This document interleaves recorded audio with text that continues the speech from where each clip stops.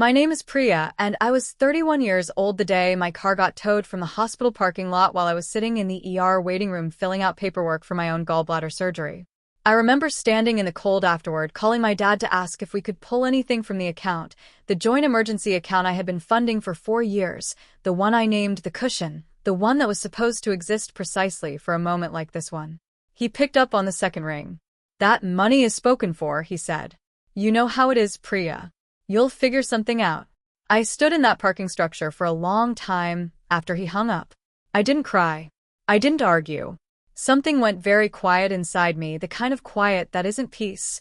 It's the moment before a decision. Here's what my father didn't know.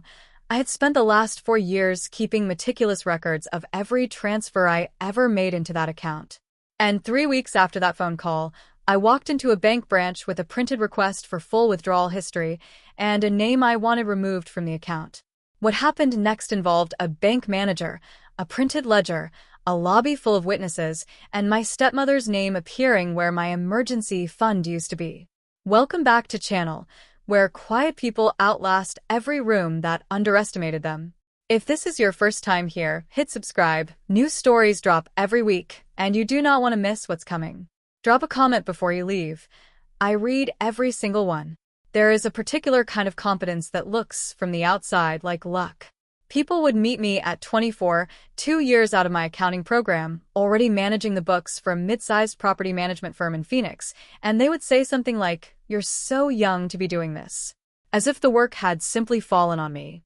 As if I hadn't spent 3 years in college working double shifts at a hotel front desk on weekends, filing my own FAFSA corrections when my father forgot to submit the income documentation, buying my textbooks used, and selling them back the same week finals ended to make rent. As if the competence had arrived fully formed rather than being built, piece by piece, out of the specific materials available to someone who learned early that no one else was going to build it for her. My mother died when I was 11. Ovarian cancer, fast and total, diagnosed in April, gone by September of the same year. I remember the summer between those two dates as a series of waiting rooms. The particular smell of hospital corridors. The way adults would talk around me rather than to me, in the careful, incomplete sentences people use when they're trying to protect a child from information the child already has. I already had it. I had understood what was happening from the moment my mother stopped getting up in the mornings. What I did not understand, and would not understand for many more years, was how completely her death would reorganize everything else. My father's name is Harish. He is, in most of the ways that are visible, a good man. He worked 30 years as a logistics coordinator for a regional freight company. He showed up to my school events. He made dinner most nights, nothing elaborate, rice, dal, whatever vegetable was on sale that week, but consistently, reliably there. He is the kind of father who remembers birthdays and forgets the harder things. The conversation you needed to have at 14, the form you asked him to sign twice, the particular quality of silence that means his daughter is not all right and needs him to notice. He remarried when I was 15. Her name was Donna Cresswell.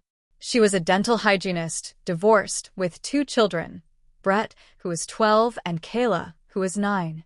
My father introduced her to me on a Saturday afternoon in our living room, and I remember thinking that she was trying very hard to be warm, and that trying very hard to be warm is a different thing from being warm. She brought cookies. She asked me about school. She laughed at things my father said a half-second before they were finished, which is the laugh of someone monitoring rather than listening. My father told me, one evening a few weeks after the wedding, that we were going to be a real family now. That was the word he used. Real. I remember thinking that the family I'd had before hadn't felt unreal to me. I didn't say that. I said that sounded good. I want to be careful here because what I'm about to describe is not a story about a cruel stepmother. Not exactly. Donna was not theatrical about her preferences. She didn't mock me or exclude me loudly.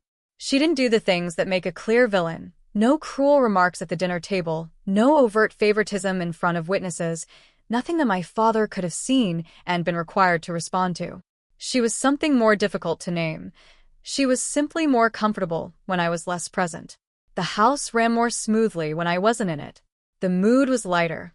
My father was easier. I noticed this the way you notice a temperature change, gradually, without being able to point to the exact moment it began. My old bedroom became a craft room within 60 days of my departure for college. I came back for Thanksgiving that first year and slept on a pull-out sofa in the den. My father said the house felt more organized now. I said that sounded good. I was getting good at saying that. I built my life in Phoenix methodically and mostly alone.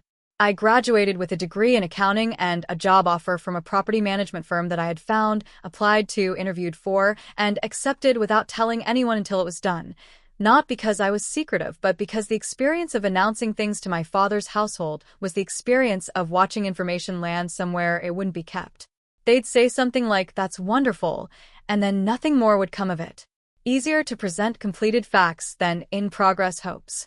By the time I was 26, I had my own apartment, a one-bedroom in a neighborhood that was not fashionable but was clean and close to the office, with a small balcony where I kept 2 potted herbs that I watered every morning before work. By 28, I owned the apartment outright. The down payment had taken 4 years of careful accumulation that I had not told anyone about, not because I was hiding it, but because I had learned that my financial life was the one domain in which I had complete clarity and complete control, and I did not want anyone else's uncertainty inside it. I had a 401k that I maxed out every year I could. I had a personal emergency fund, 6 months of expenses, in a high-yield savings account in my name alone, that my father did not know existed. I drove a 9-year-old Honda that ran reliably and required nothing dramatic from me. I packed my lunch most days. I bought good shoes and wore them until they couldn't be resold anymore. None of this was deprivation. All of it was intention. My colleagues thought I was reserved. I was not reserved, I was specific. I knew what I was building and why, and I did not need to narrate it to anyone while I did it. I had a cousin on my mother's side, her name was Sunita, and she was the person in my life who had known me the longest and understood me the most. Sunita was 8 years older than me, a pediatric occupational therapist in Tucson, and she had the particular gift, rare in people, rarer in families, of asking the right question at the right moment without ever making you feel like you were being examined. She had known my mother well, had grown up spending summers in the same house, and there was a quality to her attention when she looked at me that I recognized as the attention of someone who saw my mother and me and found that worth honoring rather than mourning. She called every Sunday, usually around 5 in the afternoon, after her last appointment and before she started dinner. Our conversations moved, work, the news, our shared memories of my mother, whatever book one of us was reading, the logistics of our respective lives. She never pushed. She never gave advice unprompted. She asked questions, listened to the answer, and occasionally said the sentence that made everything else make sense. I told Sunita things I did not tell anyone else. Not dramatic things, nothing I needed to confess, but the interior architecture of my thinking, the calculations I ran before making decisions, the things I noticed that I didn't know what to do with.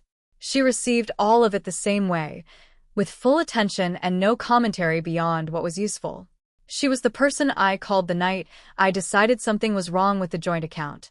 But I'm getting ahead of myself. The joint account was my father's idea, proposed in the spring of my 27th year. He called on a Tuesday evening. No, I'll correct that, it was a weekday evening, the details of which I've compressed over time, and his voice had the particular quality it got when he was preparing to ask me something he'd already decided to ask. A kind of careful warmth. He told me that Donna's son Brett had had a workplace injury, a fall on a construction site, nothing life-threatening but serious enough to keep him off work for an estimated 3 to 4 months. The family finances were tight. Nothing catastrophic, he said. He wanted to be clear about that. Nothing catastrophic, just the compression that happens when one income disappears and the expenses don't adjust at the same speed. He was not asking me to support anyone, he said. He was asking if I'd be willing to set up a shared resource. A cushion. The word he used was cushion, and I would use it myself for the next 4 years, turning it over in my mind in the months when the balance seemed off, and I told myself there must be an explanation. He described it as a joint account, something we could both contribute to, that either of us could draw on in a genuine emergency. An insurance policy, he said. Not a loan. Not an obligation. Just a thing that would exist so that emergencies, when they came, would have somewhere to land. I thought about it for a week. I have a habit of thinking carefully before I agree to things, which my father has always interpreted as hesitation and my colleagues interpret as competence. They are not wrong about each other. It is both, depending on context. I asked him a few questions. What was the expected monthly contribution? Was there a timeline? Were there other contributors? The answers were what I expected. $1,500 a month from me, indefinite timeline, just the two of us on the account. $1,500 was significant, but manageable. I ran the numbers the way I run all numbers, without drama, just the arithmetic of what is true, and determined I could absorb it without adjusting anything I cared about. I could not, at the time, clearly articulate why I felt some hesitation beyond the financial. I think now that the hesitation was the part of me that already knew the rules of this particular family dynamic and was computing what could happen. But I was also, I think, hoping. Part of me had been waiting for 20 years for my family to need me in a way I could actually fulfill, in a way that matched my specific capabilities. Money was something I understood. Money was something I could give cleanly, without the awkward imprecision of emotional availability. I agreed to open the account. I agreed to the $1,500 a month. I set my father up as a co-owner with full withdrawal access, because to do anything else would have been to announce that I didn't trust him, and announcing that I didn't trust him would have meant articulating something I had not yet let myself fully believe. I set up the automatic transfer on a Friday afternoon. I gave the account a nickname in my banking app, Cushion. And then I made myself a rule, stated to myself with the ceremony of something I meant to keep. I would not watch this account the way I watched my other accounts. This one was for trust. The monitoring would undermine the gesture. I am an accountant by both training and disposition. I understand better than most people what it means to stop watching a number. And so the decision to stop watching was not carelessness. It was deliberate. It was the choice I made because I wanted to be the kind of daughter who could make it. I kept to that rule for 2 years and 3 months. The first 2 years were quiet in the way that things are quiet when nothing has yet surfaced. My father mentioned the account occasionally in phone calls, but lightly. The cushion is there, he'd say, the way people reference insurance, as a kind of background comfort rather than a financial instrument requiring attention. Once, around 18 months in, he told me he had made a small withdrawal to cover a gap when the property tax on their house came due a week before his pension deposit. $340. He reported this unprompted, with a matter-of-fact brevity that I interpreted as evidence of good faith. People who are operating dishonestly do not usually announce their withdrawals. I said that was fine. I asked if the tax was covered. He said yes. We moved on to something else. Brett recovered from his construction injury and went back to work at a different company, with what sounded like better terms. Kayla, Donna's daughter, got engaged to a man named Marcus, a civil engineer from Tucson who was quiet and appeared somewhat bewildered by the social requirements of the Cresswell Meta family events. Life at my father's house normalized. The compression eased. I told myself, in the months that followed, that the account had served its purpose, that the family had needed a buffer, and the buffer had existed, and everyone had made it through. I felt, without being able to say so directly, something like satisfaction, the specific satisfaction of having provided something real at a moment when it was needed. This was, in retrospect, the most expensive feeling I've ever had. It was Sunita who first introduced the thought that I would spend 2 more years not examining. We were talking about the account. I'd mentioned it in passing, not as a concern, just as a fact of my financial life, the way you mention any ongoing commitment. And she had asked with the particular lightness she used for her important questions, "Do you ever see what's going in the other direction?" I said I trusted my dad. She said, "I know you do." And then she moved, very gently, to something else. I filed the question without processing it. That is what I did with things I wasn't ready for. I put them somewhere accurate but inaccessible. Sunita knew this about me. She did not push. She planted the thing and waited for me to find it myself, which is the most effective method I know for helping someone who has made a decision not to look at something. I didn't look for another 22 months. In my 3rd year of funding the account, my father asked if I could increase the contribution. The conversation happened on a Sunday, this one I'm certain of, because I had just come back from the grocery store and the bags were still on my counter when he called, And I remember looking at them while we talked, the particular mundane solidity of a bunch of cilantro and a carton of milk, things that required nothing of me. My father's voice had the prepared warmth again. "Things are a little tighter than usual right now," he said. "The contribution has been so helpful. I was thinking if you had room, even another $500 a month would make a real difference." I told him I'd think about it. What I was actually thinking was that my car note was coming due, that I'd had an unexpected dental bill the previous month, that $1,500 was already a weight I was managing carefully, and that I was being asked to increase a commitment that had originated as temporary and appeared to have become permanent. I called Sunita that evening. She listened without interrupting, which she always did. When I finished, she said, "Have you looked at the account lately?" I hadn't. Not since the previous spring. After we hung up, I sat at my kitchen table for a few minutes. Then I opened my laptop and pulled up the account. The balance was $4,300. I sat with that number for a long time. 4 years of contributions at $1,500 a month is $72,000. Even accounting for legitimate withdrawals, the property tax gap my father had mentioned, any other gap he'd mentioned and I'd forgotten, any gap he hadn't mentioned, $4,300 didn't make sense. It didn't make sense against any version of the story in which the money was being used the way it was described.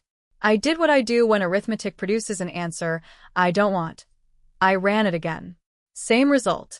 I checked the math from a different angle, contributions in minus a plausible range of emergency withdrawals, and arrived at the same conclusion from 3 different directions. The number was not wrong. The number was simply telling me something I had made a rule about not looking for. I closed the laptop. I told myself there was an explanation I wasn't aware of. I told myself I was being an accountant about something that was supposed to be a trust exercise. I told myself that the right thing to do was to ask my father directly before drawing any conclusions, and that I would do that soon, when I had thought through how to have that conversation without sounding accusatory. I did not ask him. I did not increase the contribution. I set the question on the same internal shelf where I'd put Sunita's, and I went to bed. For months later, my gallbladder made the question unavoidable. It came on fast, the way gallbladder episodes do. What presented on a Wednesday night as severe indigestion became, by Thursday morning, pain significant enough that I called a car rather than driving myself to the emergency room. The ER physician, a brisk woman who had clearly delivered this particular news many times, told me I had acute cholecystitis and needed surgery. Non-emergency, but soon, she said, within the week, and I should arrange my affairs. I was admitted for observation. My car was in the hospital parking structure, in a 2-hour zone I'd pulled into without thinking clearly. By the time I'd been processed through intake and remembered it, 2 hours had passed. The car had been towed. From my hospital bed, still in the observation gown, for in my left arm, a roommate on the other side of a thin curtain who was watching something on her phone with the volume slightly too high, I called my father. I explained the situation in the order that seemed most relevant. The surgery, the car, the tow yard. I told him I had money in my personal savings that would cover the surgery and the hospital fees, but the tow bill and the cost of a rental car, while I recovered, were landing at a moment when my cash flow was tight. I was not asking for a large amount, a few $100s from the joint account, money I had put in, money that was supposed to exist for exactly this kind of moment. He paused. The pause was longer than a man answering his daughter's call from the hospital should have needed. "That money is spoken for," he said. "You know how it is, Priya. You'll figure something out." I said, "Dad, I'm in the hospital." He said, "I know, sweetheart. I know. You're capable. You've always figured things out." He said it warmly. That was the part that stayed with me longest. Not the refusal, but the warmth wrapped around it. The particular tone of a parent who is proud of you, deployed in the moment when the pride is being used as a reason not to show up. As if my capability was a compliment and not an explanation for why he didn't have to do anything. I said I'd figure it out. I thanked him for picking up. I hung up and stared at the ceiling for a while. My chest had done something while we were talking, a tightening that wasn't the gallbladder, that I recognized as something older than this particular conversation. Something that had been building for a long time and had just quietly finished. I paid the tow with my personal savings. A colleague named Deepa drove me home from the hospital 4 days after the surgery, which was mercifully uncomplicated. I rested for a week. I returned to work. And 3 weeks after being discharged, on a morning when the light in Phoenix was doing the particular low-angle thing it does in February, I drove to the branch where the joint account was held. I told the woman at the front desk that I wanted a complete printed transaction history for the account, every withdrawal, every deposit, every transfer, going back to the date the account was opened. She looked at the account number I gave her. She looked at me. She said she'd need a few minutes, and would someone else be able to help me while I waited? I said I was fine waiting. The branch manager came out about 12 minutes later. His name was Carl. I could see it on his lanyard. He was a solid man in his mid-50s, reading glasses on a cord around his neck, the measured demeanor of someone who has worked with large amounts of money long enough to have drained any drama from the subject. He asked if I would follow him to a private office off the main floor. He set the printed history on the table between us. It was 17 pages, which was more pages than I had expected. He had clipped a yellow sticky note to the third page without writing anything on it, just the note itself, positioned like a bookmark. I looked at where the note was pointing.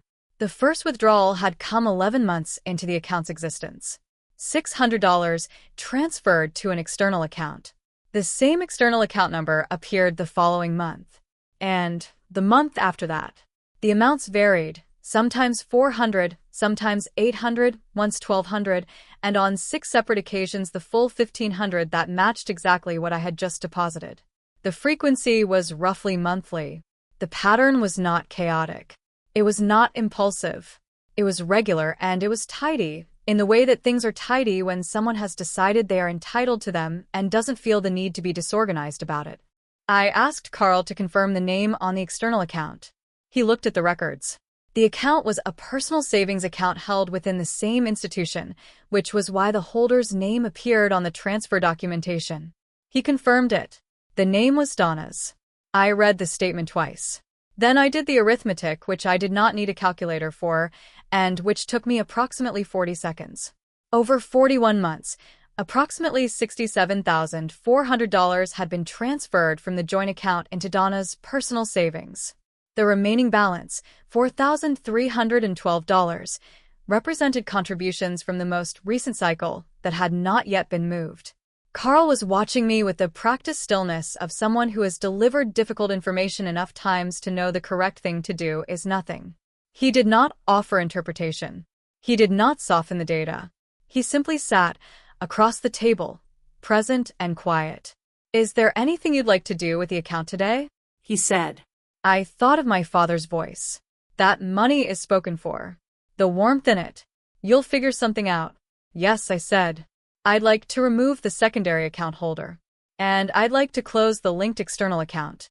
Carl nodded with the deliberate neutrality of a man who had seen this before and considered it a reasonable outcome. He produced 3 forms. I signed them. A colleague of his, a younger woman who had been at the front desk when I came in, was called in to witness the account modification. She glanced at the paperwork once and did not look at me with anything I could read as judgment or pity, which I appreciated more than I could have articulated at the time. The process took 26 minutes. When it was done, Carl slid the revised account documentation across the table and asked if there was anything else he could help me with. I said no. I thanked him. I picked up my copy of the paperwork, put it in the folder with the transaction history, and walked back through the main floor of the branch and out into the parking lot. I sat in my car for a few minutes. The February light was still doing its low-angle thing. A woman walked past pushing a stroller. A man in a delivery uniform came out of the building next door carrying a flat of bottled water. Life was, in all of its surrounding particulars, completely ordinary. I drove home. I stopped for gas. I made myself a cup of tea when I got to my apartment, sat at my kitchen table, and looked at the wall for approximately 10 minutes. Then I called Sunita. She picked up on the first ring, which meant she'd been waiting for the call, which meant she had understood for longer than I had that this day was coming. That is the particular intelligence of someone who loves you correctly. They have already traced the shape of the answer before you arrive at it. I told her everything, start to finish, in the order things happened, the way I process rather than vent. She didn't interrupt. She didn't make sounds of sympathy at intervals the way some people do, which would have broken my concentration. She simply listened until I was done. There was a short silence when I finished. "What did it feel like," she said, "when you saw the name?" My throat had done something during the conversation with Carl, a tightening, a quality of suspension, like the moment before a structure settles after something has been removed from it. Not surprise, exactly. Something more like the physical experience of a door that had been slightly open for a very long time finally closing. A soft, complete click. "Not sudden," I said. "More like recognition." "That's what it feels like," Sunita said, "when something you already knew becomes a fact." She asked me what I was going to do. I told her I hadn't decided yet. She said, "Whatever you decide, you've already done the part that mattered. You have the paper." I did have the paper. I had the full printed transaction history, 17 pages, with the external account number appearing on every outgoing transfer line. I had the account modification documentation. I had the date stamps. I had 4 years of my own deposit records from my personal checking account, which I had kept, not because I had expected to need them, but because I am an accountant and keeping records is the architecture of how I move through the world. What I had not yet decided was what to do with all of it. The private confrontation option I set aside relatively quickly. I had been having private conversations with my father for 20 years, and I understood the particular dynamics of private conversations with people who have decided that something is not their problem to acknowledge. The conversation happens, and then the conversation disappears. He would have an explanation. The explanation would be partial.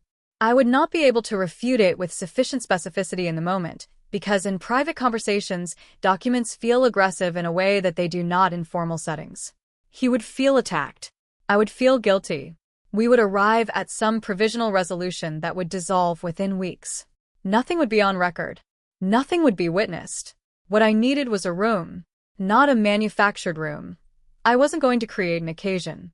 The occasion already existed, as occasions tend to in extended families. Every year, in late March, my father's side of the family held what they called the spring gathering. The tradition dated back to my grandparents' time, had survived their deaths and various family reorganizations, and was hosted in rotation by different family members. That year it was being held at my Aunt Veda's house in Scottsdale. The guest list included my father and Donna, Brett and his wife, Kayla and Marcus, 3 of my father's siblings and their respective families, assorted cousins, and my great-aunt Hema, my grandfather's younger sister, 81 years old, who had not missed one of these gatherings in 3 decades and had no intention of starting. I had been invited, as I always was, with the particular warmth reserved for family members who are considered present in theory and peripheral in practice. My attendance was registered.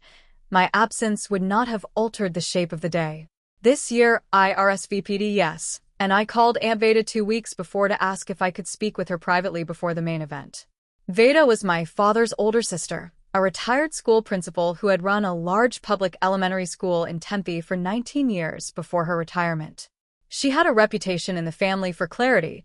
She did not soften things, but she was fair in a way that went beyond fairness as a social performance.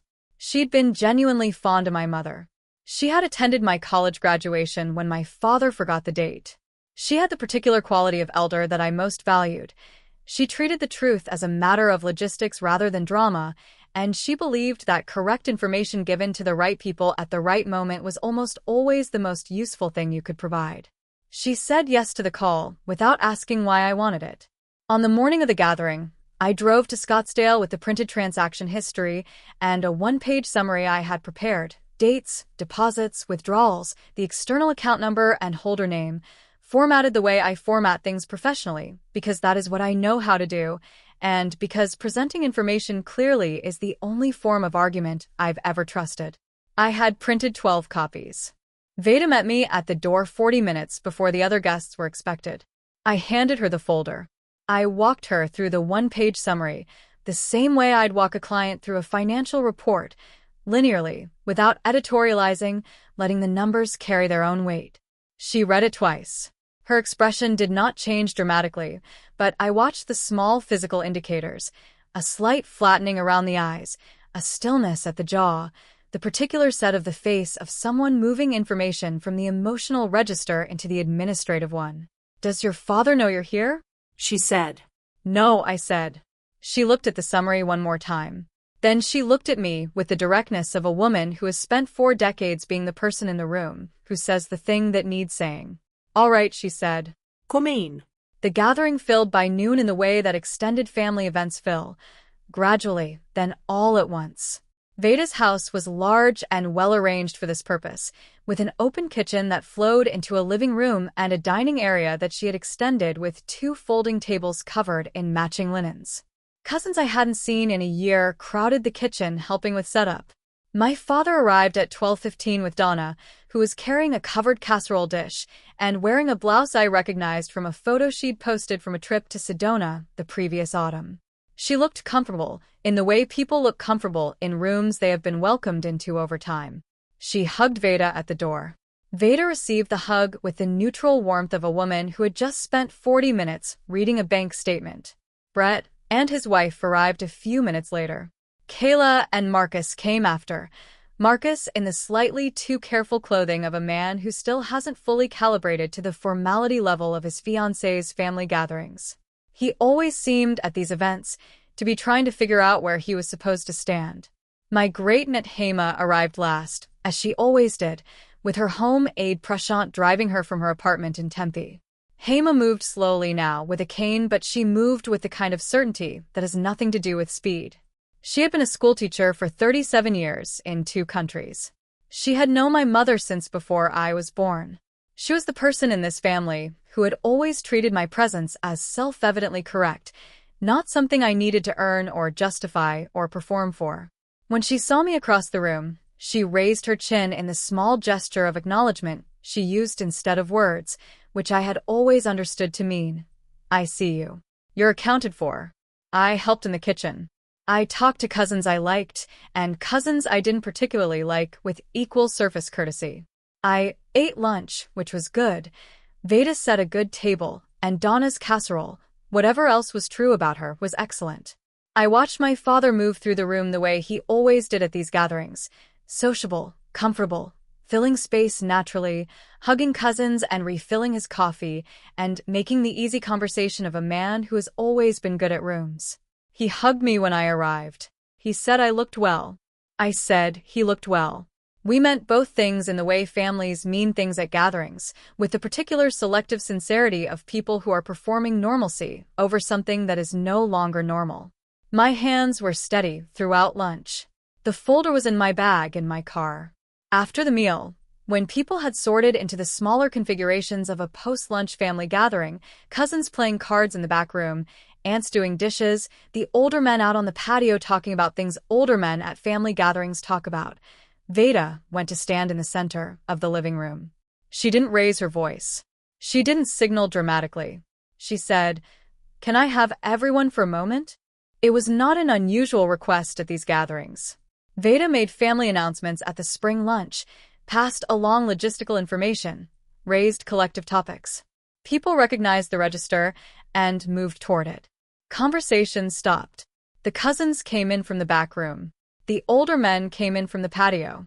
My father moved from near the window where he had been standing with his coffee cup, Donna stepping into place beside him.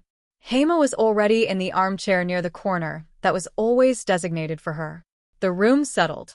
Priya came to me this morning, Veda said, with some information she felt the family should have together. My father's coffee cup stopped halfway through being raised. Something changed in his face. Not collapse yet, just the first warning of it. The look of a man who has heard a sentence that could mean something ordinary but has registered, on some level below language, that it does not. I've reviewed the information, Veda continued, with the measured tone of someone chairing a meeting, and I think it's important for everyone to hear it. Priya, go ahead. I stood up. I was not shaking.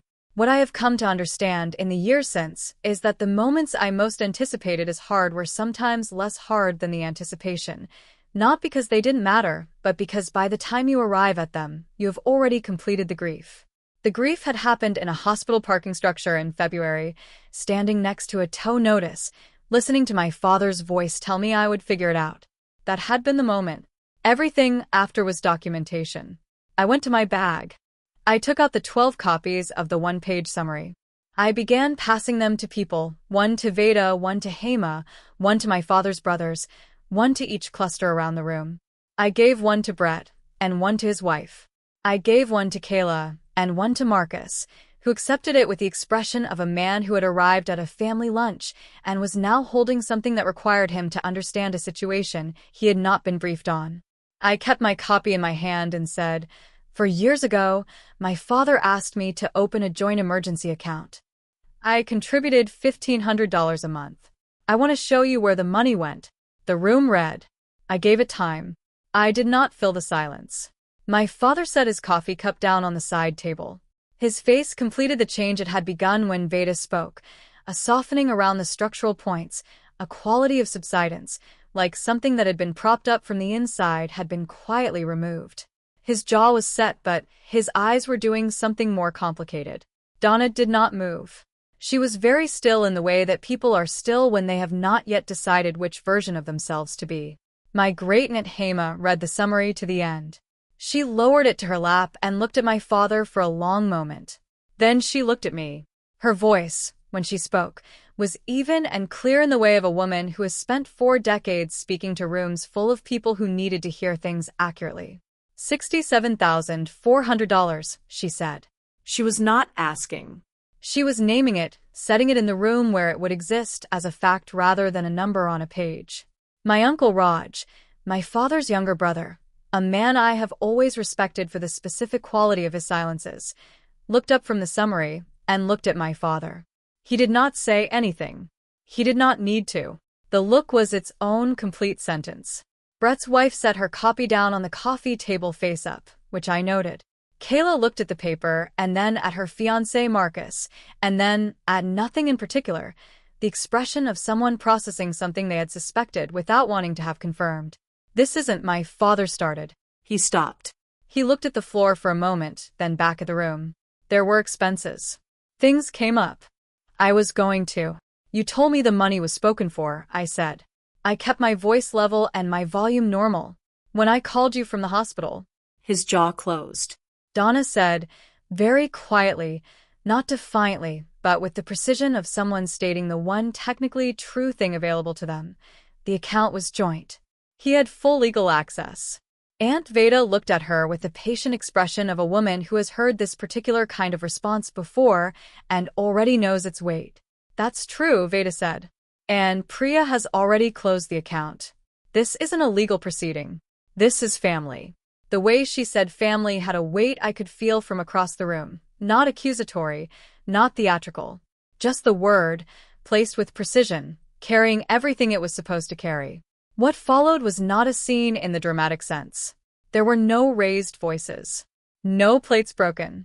No speech anyone would quote in the years afterward. What happened was something quieter and more permanent. The room rearranged itself around a new set of facts, and everyone who was present knew that the arrangement was not going to revert. Raj asked my father, in a low voice, to step outside with him. They were on the patio for about 15 minutes. I could see them through the glass door. Raj talking, my father listening with his arms crossed and then uncrossed, the particular body language of a man having the conversation he had been hoping not to have. When they came back in, my father looked smaller in the way that people look smaller when something they have been privately maintaining about themselves has been set down in front of other people. Not physically diminished, he stood the same height, but the social mass of him, the ease with which he usually occupied a room, had contracted. Hema was the one who came to sit beside me on the couch. She moved slowly with her cane, settled beside me, and patted my hand once, a single gesture, held for a moment, which for Hema was the equivalent of a sustained speech. She said, "Your mother would have been very proud of how you handled this." She said it plainly, without sentimentality, in the voice she used for things that were simply true. That was exactly right. Anything more would have required me to hold something I wasn't ready to hold in that room. My father came to find me before the gathering dispersed. He didn't bring an explanation, which was the correct decision. He said, "I know I can't fix this." I said, "No." He waited a moment, as if there might be more. "The account is closed," I said. "I just needed everyone to have the same information." He nodded. He went back across the room. He and Donna left shortly after, before most of the other guests. The casserole dish went with them. In the months that followed, things changed in the way that things change after a room has been given the same information at the same time. Not all at once, not dramatically, but steadily, and without reversal. My Uncle Raj, who co-managed the family's shared property, a small rental house outside Phoenix that had been part of my grandparents' estate, raised the question at a family call several weeks after the gathering of whether any other shared financial arrangements needed to be reviewed. He phrased it as a general question, directed at no one in particular, but the implication was not ambiguous to anyone who had been in Veda's living room. The rental property management was subsequently restructured, with a formal agreement drafted by a real estate attorney. My father was removed as a signatory from the property account. This was presented as administrative housekeeping. It was not contested. Donna's calls to my father's siblings, which I learned through Sunita, had been more frequent than I had previously understood, became considerably rarer in the months following the gathering. The particular social ease she'd had in that family circle, the ease of someone who had been welcomed and had moved comfortably within the welcome, did not fully return. I do not know the specifics of the conversations that produced this. I did not need to know. The summary had been in the room. 12 copies. Everyone had held it. Kayla called me in April, which was the call I least expected. She said she'd known something was off for a while. I didn't want to see it, she said, and I recognized that as an honest account of how these things work, the choice to not see something that is visible. She said she was sorry. I told her I appreciated the call, and I meant it. She had nothing to do with what had happened, and she had no obligation to call. Brett did not call. That, too, was information. My father and Donna are, as far as I know, still together. My relationship with my father has settled into something I can live with, present, bounded, and clear-eyed. We talk occasionally, his health, my work, the surface logistics of two people who share a family history and are navigating the changed geography of it. Neither of us pretends the landscape is the same as it was. I don't need him to produce a form of remorse he is not capable of. I needed the room to hold the same information at the same time, and the room held it. The joint account, on the day I closed it, had a balance of $4,312, the most recent month's contribution that had not yet been transferred out. I withdrew that amount and closed the account. I used part of it to replace the front tires on my car, which had needed replacing for months. With the remainder, I had a very good dinner alone at a restaurant in Phoenix I had been meaning to try for over a year. One of those places with a tasting menu and thoughtful wine pairings and servers who do not rush you. I sat at a table by myself and ate slowly, and I did not feel lonely, and the food was excellent. The account no longer exists. There is no cushion. There doesn't need to be. I've thought a great deal in the years since about the decision to open the account in the first place. Whether the person who set up that automatic transfer, who made a rule about not watching it, who told herself the rule was trust, was someone I should judge from the distance I now have. I've decided not to. I think she was someone who had been trying for a very long time to build the family relationship she had lost at 11, using the tools that were available to her. She used money because money was something she was good at generating and managing. She used deliberate inattention because she wanted the gesture to be clean, unmonitored, without the transactional quality of a gift that keeps its own receipt. She used trust because trust was the thing she most wanted to extend and most needed to practice extending, and because she had not yet learned the distinction between extending trust and suspending judgment. The fact that it was misused does not make the extension wrong. It makes the person who misused it responsible for their choices. Those are different things, and keeping them different matters. What I know now that I did not know at 27, documentation is not the opposite of trust. You can trust someone and still keep records. You can love your family and still print the statement. Keeping the record doesn't mean you expect them to fail you. It means that if they do, you will have something solid to stand on. Something that doesn't shift when the story changes. Something that doesn't require anyone else's willingness to remember. The statement was always in the account. I just had to ask for it. That's my story. A parking structure, a printed ledger, and 4 words I didn't need to say, because the last line of the document said everything for me. If you were at that gathering, holding the summary, watching my father's face, would you have spoken up yourself, Or would you have let Aunt Veda handle it? Drop your answer in the comments. Drop a comment, hit subscribe, and I'll see you in the next one. End section 4. Count expanded body words. Count expanded body words still short of floor. The here doc is stripping punctuation tokens. Running a direct file-based count. Diagnose word count gap and identify where to add. Diagnose word count gap and identify where to add. The story as written is approximately 8,100 to 8,200 words, about 600 to 700 short of the 8,800 floor. Rather than another full regeneration, here are 2 insert blocks. Paste them directly into the story at the marked positions. Insert a after. I was getting good at saying that. / before. I built my life in Phoenix methodically. 400 words. Backstory depth. The years between stepmother's arrival and leaving for college. The years between 15 and 18 were the years I learned to be small in that house. Not invisibly small. I was present. I did my homework at the kitchen table. I ate dinner with them. I said the right things at the right moments. But I had learned to calibrate my presence the way you calibrate the volume on something when you're in a room where the ambient noise matters more than what you're playing. I took up exactly the space I needed and no more. Brett was 12 when Donna moved in, and he was at the age where everything was physical. Loud, constantly moving, claiming space with the instinctive confidence of a boy who had never had reason to doubt that his presence was welcome. Kayla was 9 and more watchful, the way second children sometimes are, monitoring the room before committing to it. They were not unkind to me. We were simply strangers who were now required to perform the word family, and we all performed it with varying degrees of fluency. My father tried.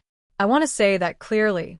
He made the effort that he understood how to make, which was to treat everything as if it were going well, to speak of the household warmly, to move through the new arrangement with a determined ease, as if ease were something you could decide to have. He asked about my schoolwork. He came to parent-teacher conferences. He remembered to wish me happy birthday. What he did not do is look at me carefully enough to see what was happening, and I don't think it would be fair to say he chose not to see it.